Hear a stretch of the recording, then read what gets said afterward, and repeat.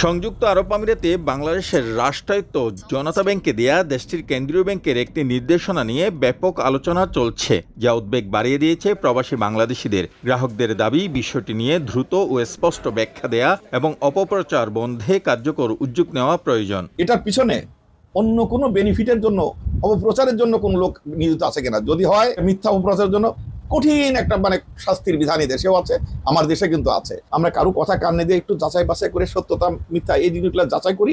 অনুসন্ধানে জানা যায়, সংযুক্ত আরব আমিরাতের কেন্দ্রীয় ব্যাংক ন্যূনতম মূলধন সংক্রান্ত বিধিমালা বাস্তবায়নে নতুন করে নির্দেশনা দিয়েছে। এতে বিদেশি ব্যাংকের প্রতি শাখার জন্য ন্যূনতম 10 কোটি দিরহাম পরিশোধিত মূলধন থাকতে হবে, অথচ জনতা ব্যাংকের 4 শাখা মিলে রয়েছে 10 কোটি দিরহাম।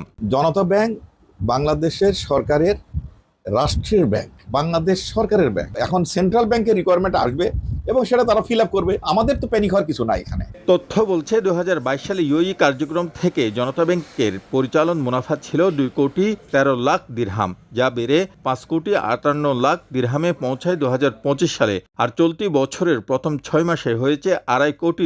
গ্রাহকের আমানত 2022 সালে ছিল 1,07,996 কোটি দিরহাম। 2025 সালের জুন পর্যন্ত তা বেড়ে দাঁড়ায় 134 কোটি 55 লাখ দিরহামে। 1976 সাল থেকে সংযুক্ত আরব আমিরাতে কার্যক্রম চালাচ্ছে জনতা ব্যাংক। বর্তমানে আবুধাবি, দুবাই, শারজাহ ও আল আইনে 4টি শাখায় গ্রাহক রয়েছে প্রায় 70,000।